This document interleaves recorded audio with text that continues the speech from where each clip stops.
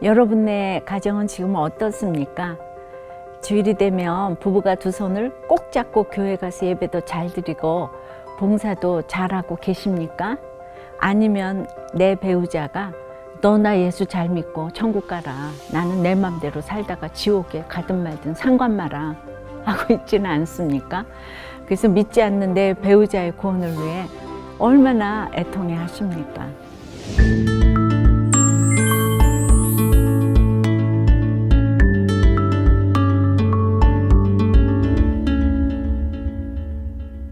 오늘 이야기의 주인공인 이 아내 집사님의 남편은 의사 국가고시에서도 전국 1등을 하고 결혼 후 개업으로서도 성공을 향해 달려갔습니다. 그래서 이 아내 집사님은 어떻게 해서든 남편에게 특별한 아내로 인정받으려고 수단과 방법을 가리지 않았어요. 그러나 완벽주의 남편으로부터 오히려 야단과 질책만 듣고 결혼 후 6개월 만에 알코올 중독과 거식증으로 정신병원에 입원까지 하게 되었어요. 거기에다 다른 남자와의 불륜이 드러나면서 이 가정은 파국을 향해 치달았습니다.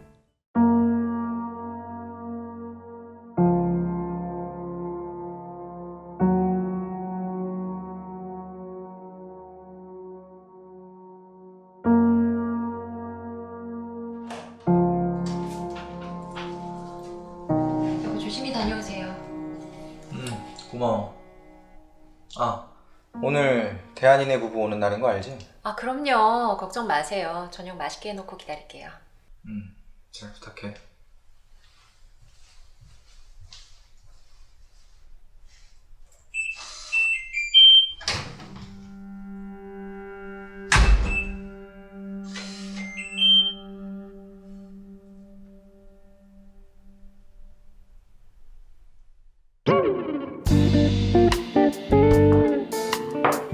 한다고 준비했는데 입에 잘 맞으셨는지 모르겠어요. 아유, 재수씨, 저 오랜만에 정말 맛있게 먹었습니다. 맞아요. 정말 맛있었어요, 혜영씨. 이 사람 집에선 이렇게 잘 안 먹어요. 뭐? 다행이에요. 말이라도 고마워요. 아니야. 당신 정말 고생 많았어. 어머, 너무 딱딱하시다. 당신 정말 고생 많았어. 이게 뭐예요? 하여튼 이 녀석이 푸푸한 건 여전해. 내가 그랬나? 그랬다. 아이고, 늘 그랬어. 여보, 학교 다닐 때 전교 1등 했지, 국가고시 1등 했지. 저런 사회성이 없지. 아휴, 그만해라, 그만해. 혜영씨, 1등 남편이랑 살면 어때요? 뭐 당연히 아내한테도 1등으로 잘해주겠죠? 아니요. 이 사람 완벽주의 맞추기 힘들어요. 아, 그래요? 혜영씨, 1등 하는 비법 좀 알려줘요. 우리 아들이 공부를 통 안 해가지고. 아들 공부 어떻게 시켜요? 뭐 아빠 닮아서 공부는 잘하겠죠? 저도 잘 몰라요. 뭐 자기가 알아서 하겠죠. 여보, 왜 그런 걸 물어봐? 알아서 하겠지. 학교 다닐 때 별명이 뭔 줄 알아? 1등 괴물이야, 1등 괴물. 독사. 그래? 그것도 세상스럽게. 그만해.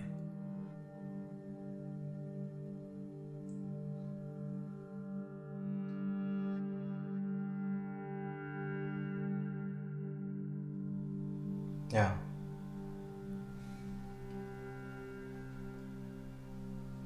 너 말을 그렇게밖에 못해?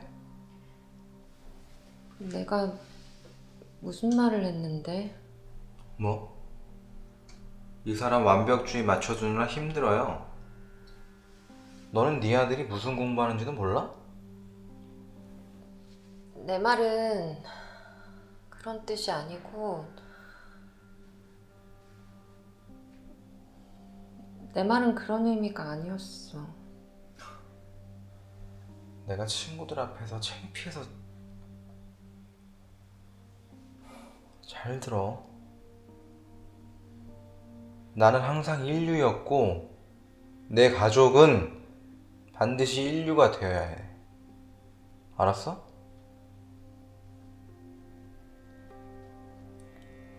알아. 나도 노력하고 있어. 네가 하는 게 뭔데? 인류는 고사하고 내가 말하는 거에 반이라도 따라오냐? 네가 할 줄 아는 게 뭐야? 너 생각이라는 건 내가 너랑 대화하느니 벽이랑 대화를 하지.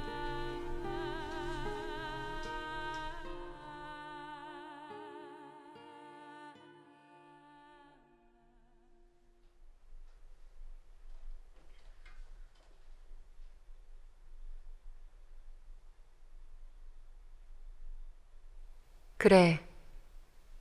나는 알코올 중독자다. 우울증, 거식증 환자다. 내가 왜 이렇게 됐을까?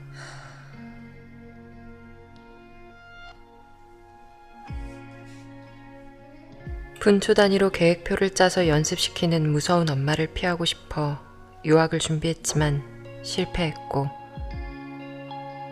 숨막히는 엄마를 피해 도망치듯 의사 남편을 만나 결혼했다. 그런데 인류 의사 남편은 엄마보다 더한 완벽주의와 혈기로 나를 숨막히게 했다. 그런 남편에게 인정받기 위해, 아니 살기 위해 간호조무사 자격증도 따고 남편 병원 화장실도 청소해보았지만 돌아오는 건 남편의 질책과 무시였다.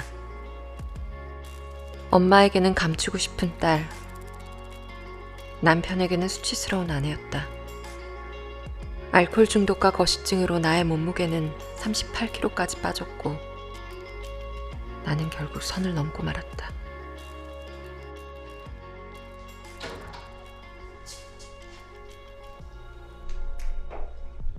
당신 이 시간에 어쩐 일이야? 나 뭐 좀 두고 간 게 있어서.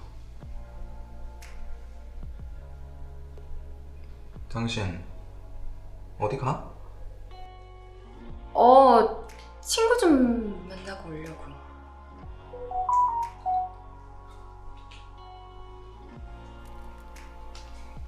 누구야? 줘봐. 줘봐.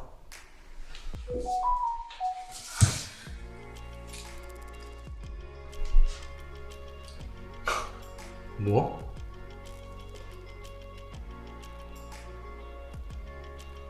자기?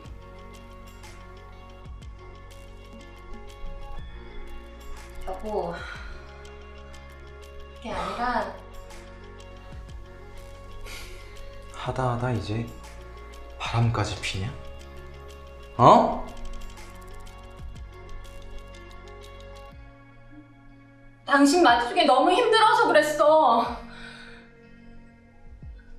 너무 답답해서. 뭘 잘했다고! 네가 사람이야?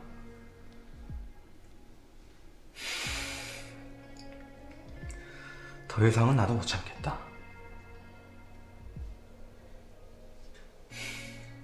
이혼하자.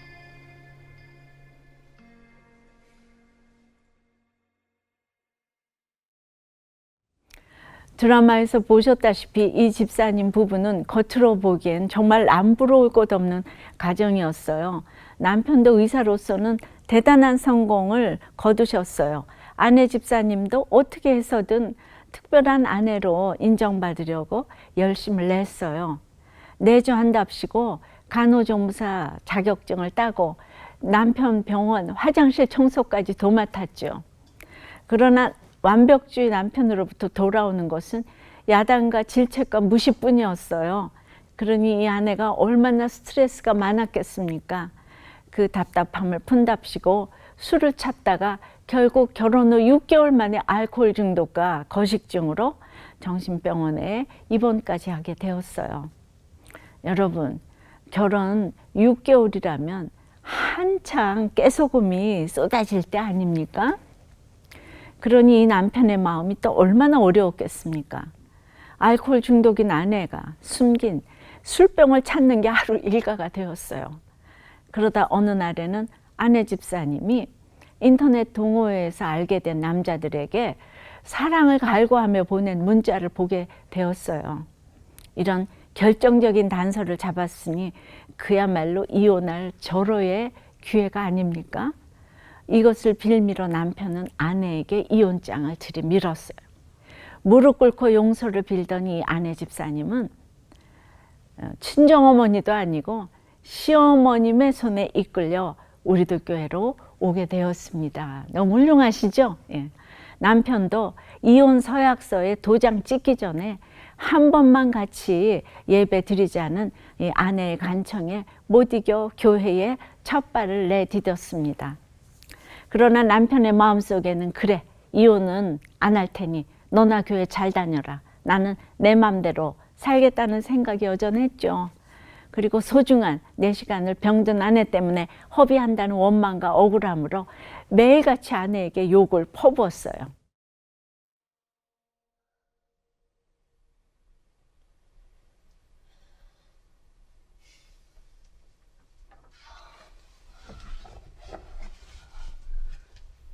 우울증, 알코올 중독, 거식증, 거기다 외도까지. 남편이 이혼을 요구하는 것은 당연했다. 더 이상 못 참겠다. 이혼하자. 여보, 이러지 마. 내가 잘못했어. 어? 아니야. 내가 더 이상 못 참겠다고. 지겹다고 이제. 여보, 내가 잘못했어. 한 번만 봐줘. 한 번만.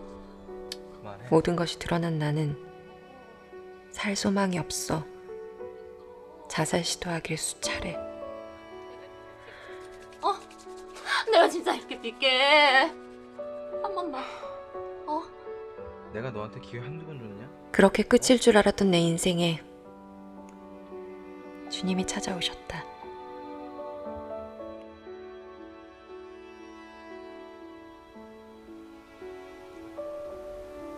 주님, 인생이 너무 슬프고 괴로워서 술에 의지했고 숨막히는 엄마를 피해 결혼으로 도피했습니다. 돈 많이 버는 의사 남편 만나 행복하게 잘 살려고 했는데 하나님, 저는 교회 성가대 반주도 돈벌이 목적 때문에 했습니다. 나는 내가 이렇게 죄인인지 몰랐습니다. 우울증에 알코올 중독, 거식증에 외도까지. 저는 지금 죽어도 할 말 없는 인생입니다. 그러나 주님,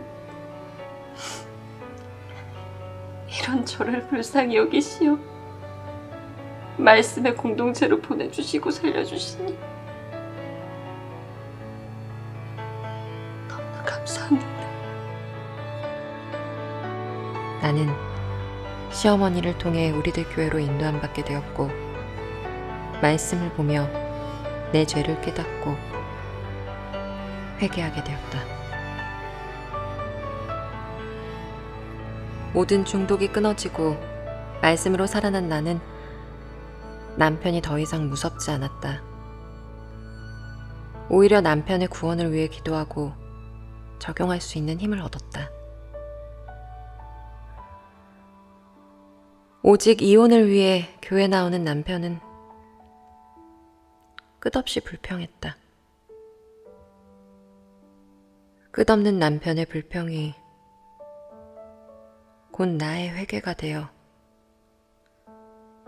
눈물이 물처럼 흘렀다.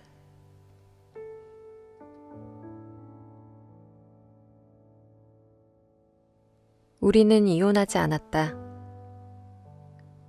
앞으로도 안 할 것이다. 내가 행복하기 위해서가 아니라 한 걸음이라도 거룩을 향해 내딛고 싶어서. 예전에 제 남편은 주일에도 새벽같이 일어나 병원 문을 열고 진료를 했어요.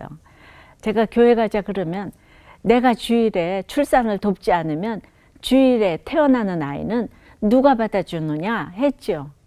이 남편 집사님도 그랬어요. 오직 성공을 위해 공휴일에도 병원 문을 열 정도로 열심히 진료를 했어요. 그래도 감사한 것은 이 남편 집사님이 이혼을 접고 틈틈이 주일 예배도 드리고 소그룹 모임에도 참석한 것이에요.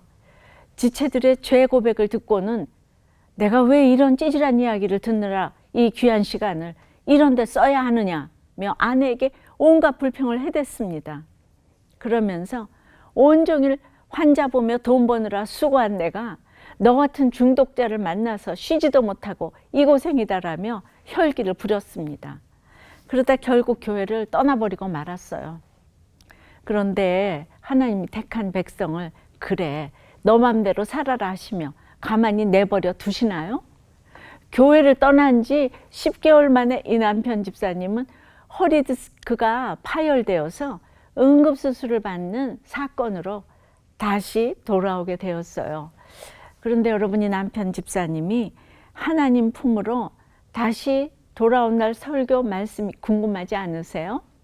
야곱은 홀로 남았더니 어떤 사람이 날이 새도록 야곱과 씨름하다가 자기가 야곱을 이기지 못함을 보고 그가 야곱의 허벅지 관절을 치매, 야곱의 허벅지 관절이 그 사람과 씨름할 때에 어긋났더라 입니다. 창세기 32장 24절 25절 말씀이에요.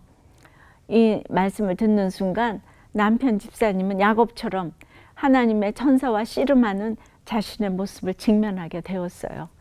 그리고 지금까지의 결혼 생활이 세상 끝에서 풀무불에 던져지지 않도록 돌이키라고 주신 고난임이 깨달아졌어요. 고난은 이뿐이 아니었어요. 초등학생이 된 아들이 물병을 집어던지고 학교에서도 문제를 일으키는 사건이 이어졌어요. 아내가 알코올 중독에 거식증을 앓으며 36kg의 야윈 몸으로 기적처럼 낳은 아들인데 이 부모의 이혼을 막느라 이토록 수고를 한 것입니다. 아내가 음녀의 꼬임에 넘어가 외도를 했지만 예수의 증인이 되어 가정을 끝까지 지킨 한 남편 집사님이 계세요. 이 부부는 오랫동안 교회를 다니며 성가 때도 같이 하고 운동도 여행도 자주 다니고 평생을 금실 좋은 원앙처럼 살았습니다. 그런데 자녀들이 계속해서 취업에 실패하고 갱년기까지 오자 아내가 우울증을 심하게 앓기 시작했어요.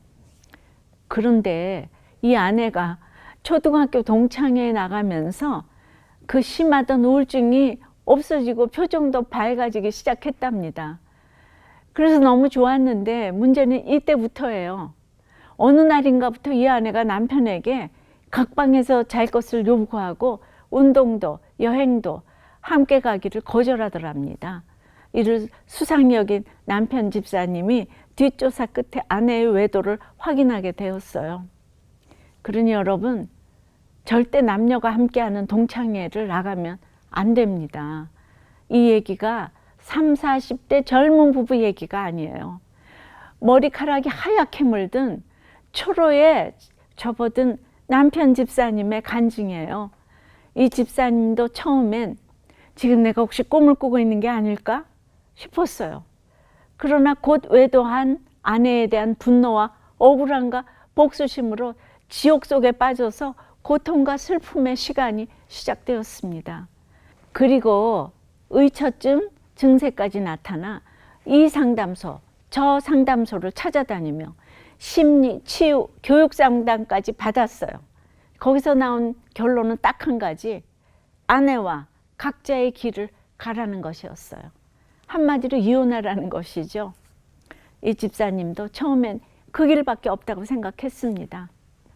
그런데 어느 주일에 설교를 듣는데 돈 좋아하고 사랑 타령하고 건강을 탐하다가 속임수에 넘어간 나의 실체를 깨달으라는 제 설교 말씀이 딱 자기 들으라고 해주는 말씀 같더랍니다. 그때부터 아내를 외도하게끔 만든 실체가 바로 자신 안에 있는 헛된 기대와 욕심인 것이 인정이 되었습니다. 그렇습니다. 속은 자가 구원의 선봉에 서야 합니다. 여호수아도 자신을 속인 기브온을 내치지 않고 끝까지 사랑했습니다. 그러므로 기브온으로부터 사죄의 고백을 받았습니다. 이것이 그리스도의 사랑입니다. 부부사랑도 이래야 합니다. 지금 내 배우자가 아무리 부족해도 그 짐은 내가 짊어져야 합니다. 내 배우자가 곧 나의 십자가이기 때문입니다. 지금 남편에게 복종이 안 되고 아내에 대한 사랑이 차갑게 다 식었습니까? 그래서 지금 부부관계가 원만하지 않습니까? 그렇다면 먼저 주님과 나와의 관계가 어떠한지 살펴보아야 합니다.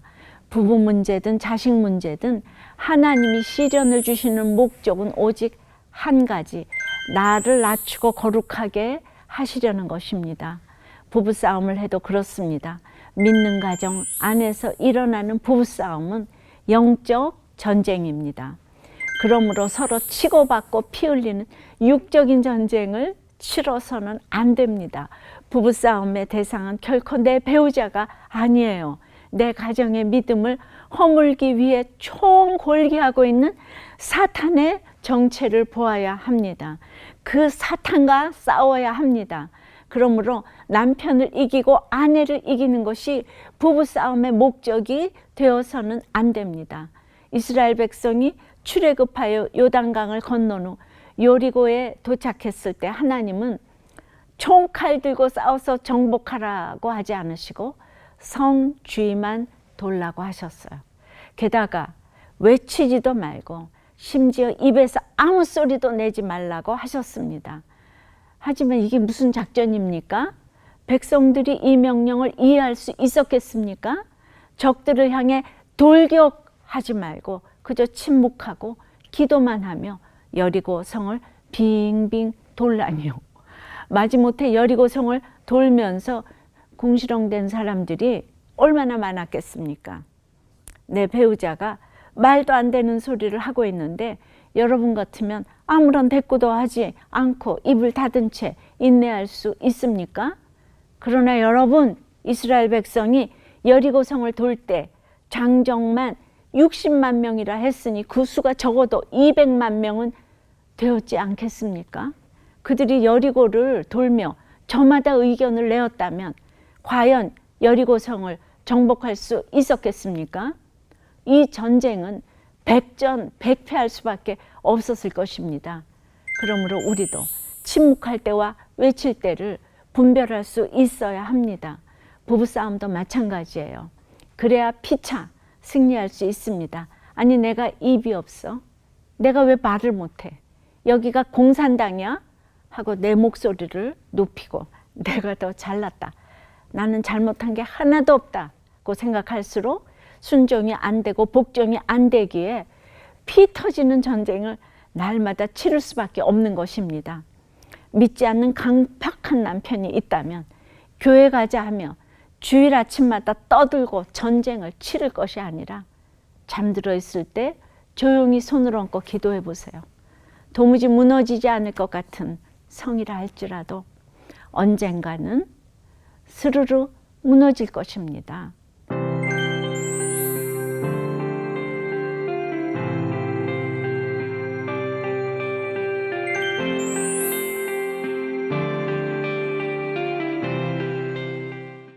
여러분은 배우자와 서로 속고 속인 적이 있습니까? 그래서 지금도 여전히 그것 때문에 서로를 원망하고 있습니까? 내 배우자와 가족의 구원을 위해 오늘 내가 침묵하며 적용하고 실천해야 할 것은 무엇입니까? 오늘로써 부부의 세계 12주간의 이제 강의가 끝났는데 여러분 도움이 좀 되셨습니까? 근데 아무리 이런저런 사건이 있어도 이제 말씀을 묵상하고 하나님의 말씀을 이제 듣기로 작정을 하면 결혼의 목적이 행복이 아니고 거룩이다. 여기에다만 초점을 맞추시면 되겠습니다. 모든 식구들이 우리 가정의 거룩을 위해 수고하고 있다. 이 생각만 하시면 여러분들 모든 부부의 세계가 이제 다 승리할 줄을 믿습니다. 여러분 감사합니다.